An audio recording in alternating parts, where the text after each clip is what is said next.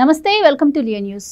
Solar విద్యుత్తు కొనుగోళ్ల కేసులో ఆదాని నుంచి జగన్మోహన్ రెడ్డి లంచం తీసుకున్నాడు అన్న ఆరోపణలు వచ్చిన విషయం మనందరికీ తెలిసిందే. అయితే దీనిపై ప్రెస్ మీట్ పెట్టిన జగన్మోహన్ రెడ్డి ఎక్కడా కూడా FBI తన ఛార్జ్ షీట్లో తన పేరుని మెన్షన్ చేయలేదని చెప్పి కూడా అప్పట్లో బుకాయించిన పరిస్థితి అయితే మనం చూసాం. అయితే తాజాగా ఇప్పుడు ఆదాని ఎవరెవరికైతే లంచాలు ఇచ్చాలో ఆ ఆధారాలన్నీ కూడా FBI సేకరించింది అని చెప్పి కూడా వార్తలు వస్తున్నాయి. సాక్ష్యాధారాలతో సహా ఉన్నందున మరి జగన్మోహన్ రెడ్డి గారు ఇప్పుడు ఇంకా సాక్ష్యాధారాలతో సహా ఇరుక్కున్నట్టేనా అని చెప్పి కూడా అనుకుంటున్న పరిస్థితి. సో మరి ఏం జరగబోతుంది, మరి జగన్మోహన్ రెడ్డి మరి బుకాయించిన సందర్భం మనం చూసాం కాబట్టి మరి జగన్మోహన్ రెడ్డిపై త్వరలో FBI కేసు నమోదు చేసే అవకాశం ఉందా? ఇలాంటి విషయాలు తెలుసుకుందాం. మనతో పాటు ఉన్నారు సీనియర్ జర్నలిస్ట్ దుర్గా కుమార్ గారు. నమస్కారం. నమస్కారం మా గవర్ని మన వీక్షకులు. సార్, జగన్మోహన్ రెడ్డి గారికి విద్యుత్ కొనుగోలు కేసులో ఆరోపణలు వచ్చినప్పుడు ఆయన ప్రెస్ మీట్ పెట్టి ఎక్కడైనా నా పేరు మెన్షన్ చేశారా, నా గురించి ఎత్తితే నేను పరువు నష్టం దావా వేస్తాను, అలాగే ఎక్కడా కూడా నేను లంచం తీసుకున్నట్టు మీరు నిరూపించగలరా అని చెప్పి కూడా కొన్ని వ్యాఖ్యలు చేసినారు. అయితే ఇప్పుడు ఆదాని ఎవరెవరికైతే లంచాలు ఇచ్చారో వాటి ప్రూఫ్తో సహా FBI సేకరించింది. సో మరికొద్ది రోజుల్లో అవి బయటపెట్టబోతుంది అని చెప్పి కూడా అంటున్నారు. సో మరి ఆధారాలు ఉన్నాయి అంటే దాంట్లో జగన్మోహన్ రెడ్డి గారికి వచ్చినటువంటి ట్రాన్సాక్షన్ అవి కూడా ఉండే అవకాశం ఉంటుంది కాబట్టి మరి ఇంక ఈసారి సాక్ష్యాధారాలతో సహా జగన్మోహన్ రెడ్డి గారు ఇరుక్కున్నట్టేనా? మరి ఈసారి ఏం చెప్తారు ఇంక మీరు? ఇప్పుడు మన దేశంలో చట్టాలని, అమెరికా చట్టాలని, తర్వాత మన దేశంలో రాజకీయ నాయకుల మాటల్ని అమెరికాలో ఉండే పరిస్థితిని పోల్చలేమ్మా. ఎక్కడ పద్ధతి అక్కడే. ఇప్పుడు జగన్మోహన్ రెడ్డి గారు ఇక్కడ ఎన్ని మాట్లాడైనా లేకపోతే ఎన్ని కేసుల్లో అటెండ్ కాకుండా వేల సార్లు తప్పించుకున్న మన వ్యవస్థలో జరిగింది. అట్లాగే 12 ఏళ్ల పాటు బెయిల్ మీద ఉండి ముఖ్యమంత్రి పదవిలో కూడా కొనసాగటం కూడా మనం చూసాం, ప్రతిపక్ష నాయకుడు హోదాల్లోనూ. తర్వాత క్విడ్ ప్రోకో ద్వారా ఇంత భారీ ఆస్తులు సంపాదించి వాటిని కేంద్ర ప్రభుత్వ దర్యాప్తు సంస్థలు జప్తు చేసినా కూడా ఆయన ఈ విచారణ అనేది అసలు మొదలే కాలేదు. ఇటువంటి పరిస్థితి అమెరికాలో ఉంటుంది అనుకోవటం అది ఆయన పొరపాటు. ఇప్పుడు ఇక్కడ విశ్వసనీయత ఆయనకి లేకపోవచ్చు. అమెరికా దర్యాప్తు సంస్థ విశ్వసనీయతని కూడా ఆయన ఒక సందిగ్ధంలో పడేయాలనే ప్రయత్నం అయితే చేశాడు. మీరు అన్నట్టు నా పేరే లేదు అన్నాడు. ఆయన పరువు నష్టం దావా వేస్తానన్నాడు కానీ అమెరికా సంస్థల మీద కానీ అమెరికా ప్రభుత్వం మీద వేస్తానన్నా. ఇక్కడ వాటి గురించి చర్చించిన ఈ ప్రసార మాధ్యమాల మీద వేస్తానన్నాడు. వీళ్ళు అక్కడ ఉన్న అంశాన్ని చర్చించారు. ఒకవేళ కనుక అక్కడ ఉందా లేదా అనేది నిర్ధారించుకోవాల్సిన బాధ్యత జగన్మోహన్ రెడ్డిది. అక్కడ కనుక ఉంటే అక్కడ వేయాల్సింది సోర్స్ అక్కడ వేయాలి. పరువు నష్టం దావా నా మీద మీరు, మా దేశంలో నేను భారతీయ పౌరుణ్ణి, అది అమెరికన్ దర్యాప్తు సంస్థ, నాకు మీకు ఉన్న సంబంధం ఏంటి? ఒకవేళ కనుక నేను ఎప్పుడన్నా మీ దేశంలోకి వచ్చి మీ ఆర్థిక అంశాల్లో ఏమన్నా లంచగొండితనంలో నేనేమన్నా డైరెక్ట్ పాత్ర నాదేమన్నా ఉందా? ఎవరన్నా నాకు ఇస్తే, మా దేశంలో ఇస్తే కూడా అలాంటి వాళ్ళు అనేక CBI కూడా నా మీద కేసులు ఉన్నాయి. అప్పుడు మీరు ఎక్కడా ప్రస్తావించలేదు నా పేరుని. ఇప్పుడు నా పేరుని ఎట్లా ప్రస్తావిస్తారు? గతంలో మా CBI చేస్తే, ED చేస్తే, విజిలెన్స్ చేస్తే నేను ఒప్పుకుంటాను, కనీసం మా దేశ సంస్థలు కాబట్టి. మీరు అమెరికా దర్యాప్తు సంస్థ అయి ఉండి నా పేరుని పరోక్షంగా ఎవడో చెప్తే ఎట్ట పెడతారు? మీ మీదే నేను వేస్తాననే కనుక ఆయన ఛాలెంజ్ చేసి ఉంటే అది వేరేగా ఉండేది. ఆయన అక్కడ నర్మగర్భంగా తప్పించుకున్నాడు. నా పేరు లేదంటున్నాడు కానీ ఏమీ ఆ సంస్థ మీద ఛాలెంజ్ చేయలే. అది అక్కడ మనం గమనించాల్సిన విషయం. ఆయనలో మెతకదనం లేకపోతే ఖచ్చితంగా లక్షల కోట్లు పరువు నష్టం దావా వేయటానికి అవకాశం అక్కడ ఎక్కువ ఉంది. ఇప్పుడు ఇక్కడుండే ప్రసార మాధ్యమాలు ఆయనకి ఒక కప్పు టీ కూడా కాదు ఈ అమ్మితే వచ్చేది. కాబట్టి అక్కడ ఆయన మెతక వైఖరి కనపడింది. రెండోది ఏంటంటే ఇప్పుడు FBI కూడా బయటకు వచ్చింది. FBI మా దగ్గర ఇప్పుడు ఎలక్ట్రానికల్గా మేము తీసుకున్న ఆధారాలు మా దగ్గర స్పష్టంగా ఉన్నాయని చెబుతుంది. తర్వాత మేము ఇప్పుడు సాగర్ అదాని అనే వాళ్ళ బంధువు ఎలక్ట్రానిక్ దీని ద్వారా ఇచ్చినట్టు అమెరికా సంస్థలకి సంబంధించి అక్కడ వీళ్ళు ఎక్కువ షేర్లు అమ్మినట్టు, దాన్ని వాళ్ళ షేర్లు అమెరికన్ స్టాక్ మార్కెట్ నుంచి వీళ్ళు డబ్బు తీసుకోవటం వాళ్ళకి ఇబ్బంది కాదు, అది అక్రమం కూడా కాదు. కానీ వాళ్ళు ఈ అవినీతి డబ్బు ద్వారా అక్కడ రాంగ్ ప్రొజెక్షన్ ఇచ్చారు.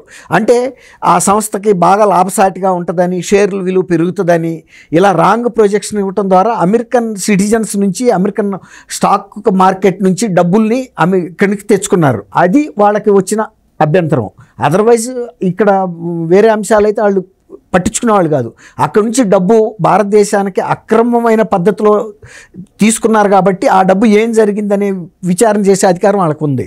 అందువల్ల అతను సాగర్ అదాని అనే వ్యక్తి ఎలక్ట్రానిక్ పరికరాల్లో ఎట్లా అయితే ట్రాన్స్మిట్ చేశాడో దానికి సంబంధించిన ఆధారాలని, అదే విషయాన్ని గౌతమ్ అదానీ కూడా వీళ్ళిద్దరి మధ్యలో జరిగిన సంభాషణలకు సంబంధించిన ఆధారాలు కూడా వాళ్ళ దగ్గర స్పష్టంగా ఉన్నాయి. అంటే ఎప్పుడైతే ఈ కేసు బయటకు వచ్చిందో అప్పుడు మనం విన్న FBI వాళ్ళ ఫోన్ ద్వారా కొన్ని ఆధారాలు సేకరించింది అని చెప్పి, కానీ అప్పుడు అవి అథెంటిక్గా FBI రిలీజ్ చేయలేదు. కానీ ఇప్పుడు తాజాగా రిలీజ్ చేసింది సాక్ష్యాధారాలతో సహా. ఇప్పుడు చెబుతున్నారు మీరు అన్నట్టు. అక్కడ ఆధారాలు దొరికినప్పుడు ఆ న్యూయార్క్ ఈస్టర్న్ స్ట్రీట్ ఏదో ఉంది కదా, అక్కడ ఛార్జ్ షీట్లో ఈయన పేరు పెట్టినప్పుడు ఖచ్చితంగా ఈయనకి ఆ 1750 కోట్లు, మళ్ళీ ఫిగర్ కూడా ఎక్కడ మార్చలేదు. ఇప్పుడు అప్పుడు ఒక రకం, ఇప్పుడు ఒక రకం, ఇంకొక రకంగా రావట్లేదు. ఒకటే ఫిగర్ చెబుతున్నారు వాళ్ళు, కాన్స్టెంట్గా చెబుతున్నారు. తర్వాత గౌతమ్ అదానీ ఇక్కడ ఈయన్ని ఎన్నిసార్లు కలిశాడు, ఏ సందర్భంలో కలిశాడు, ఆ తర్వాత డీల్స్ ఎలా ఫైనలైజ్ అయినాయి, అంతకుముందు ఈ డీల్స్ ఎందుకు కాలేదు, అక్కడి నుంచి ఎంత అమౌంట్ గౌతమ్ అదానీ తను ఇక్కడికి తీసుకొచ్చాడు ఇండియా, వాళ్ళకి ప్రధానమైన అభ్యంతరం అక్కడ వచ్చింది. అందువల్లే ఈ కేసుని FBI తీసుకోవటం, FBI ఇందులో ఈయన పేరును ప్రస్తావించడం కూడా జరిగింది. ఇప్పుడు వాళ్ళ గౌతమ్ అదానీ కానీ లేకపోతే సాగర్ అదానీ కానీ తప్పించుకోలేరు.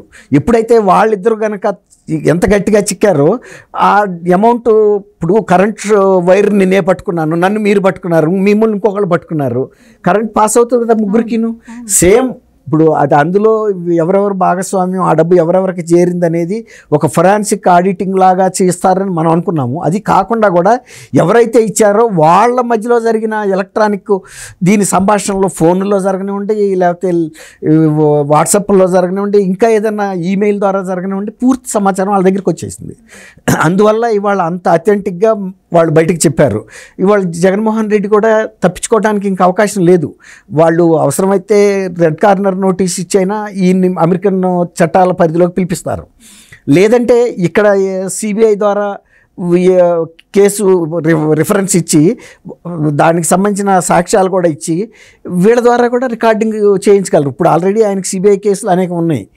అంటే రేరెస్ట్ ఆఫ్ ద రేర్ కేసెసే. ఇది డైరెక్ట్గా FBI తీసుకుంటుంది ఏదైనా చర్యలో. కాని పక్షంలో ఒకవేళ కనుక ఇది ఒక కొత్త రకం కేసు కాబట్టి, అంటే ఇతరుల మీద కొన్ని వచ్చినాయి, రాలేదని కాదు, కానీ అంతకన్నా కూడా మేజర్గా వచ్చిన ఎక్కువ అమౌంట్ చేరింది ఈయనకనేదే. ఇంకొక ఇద్దరు కూడా వెళ్ళినట్టు చెప్తున్నారు, అది వేరే విషయం. ఇప్పుడు ఈయన వాళ్ళేం సైలెంట్గా ఉన్నారు, వాళ్ళేం ఖండించడం లేదు, మాట్లాడలేదు. ఈయన ఛాలెంజ్ చేస్తున్నాడు, నా పేరు లేదని మాట్లాడాడు. కాబట్టి ఇవాళ రేపు వాళ్ళు కనుక పూర్తి సాక్ష్యాధారాలు, ఇప్పటికే ఆల్రెడీ FBI డాక్యుమెంట్ అనేది అది పబ్లిక్ డాక్యుమెంటే, అది రహస్యంగా ట్రంక్ పెట్టెల్లో పెట్టి తాళాలు వేసింది ఏం లేదు, ఎవరైనా యాక్సెస్ చేయొచ్చు, చూడొచ్చు. కాబట్టి ఇందులో నుంచి తప్పించుకోవటం కష్టమే. ఇప్పుడు దానికి తోడు ఇంకా ఇప్పుడు సుప్రీంకోర్టులో ఈయనకి సంబంధించిన కేసు నెక్స్ట్ మంత్లో విచారణకు వస్తుంది. ఏది ట్రయల్స్కి సంబంధించి స్పీడప్ చేయమని సుప్రీంకోర్టు CBIకి ఇవ్వటం, CBI వాళ్ళే కొన్ని ఇబ్బందులు చెప్పారు, ఏ కోర్టులో ఏ దశల్లో ఇబ్బందులు ఉన్నాయి అవన్నీ కూడా మాకు ఇవ్వండి, మేము డైరెక్షన్స్ ఇస్తాం డిఫరెంట్ కోర్టులు. కానీ దానికి తోడు రఘురామ కృష్ణరాజు గారు ఏం చెప్పాడంటే, హైదరాబాద్లో ఉన్న CBI కోర్టులో కూడా ఈ దర్యాప్తు ముందుకు వెళ్ళటం లేదు కాబట్టి హైదరాబాద్ CBI కోర్టు నుంచి కూడా ఈ కేసుని ఇంకో రాష్ట్రానికి బదిలీ చేయమన్నారు. అది కర్ణాటక కావచ్చు, లేదంటే తమిళనాడు కావచ్చు. అది కనుక బదిలీ అయిన తర్వాత అదే కారణంతో బదిలీ అయినప్పుడు వెంటనే విచారణ చేపడతారు తప్ప ఇప్పుడులాగా కోల్డ్ స్టోరేజ్లో పెట్టి పక్కన పెట్టి వాయిదాలు వేస్తా, తర్వాత వేరే పిటిషన్లు వస్తున్నాయి మేము అవి విచారిస్తామంటే కుదరదు. ఇక వేరే పిటిషన్లు వేయటానికి స్కోప్ లేదు. ఇక డైరెక్ట్ ట్రైలే, ట్రైలు, అది కూడా డే టు డే బేసిస్ మీద.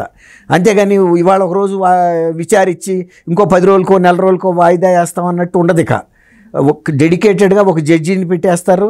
ఆ కోర్టుకి సంబంధించి ఓన్లీ ఈ కేసు ఫైనలైజ్ అయ్యే వరకే, అసలు వేరే కేసుకి వాళ్ళు అటెండ్ అవ్వాల్సిన అవసరం కూడా ఉండదు. అలాంటి పరిస్థితి అయితే ఉంటుంది. థ్యాంక్ యూ అమ్మ గౌర్ని మన వీక్షకులు. Please subscribe to Leo news for more videos.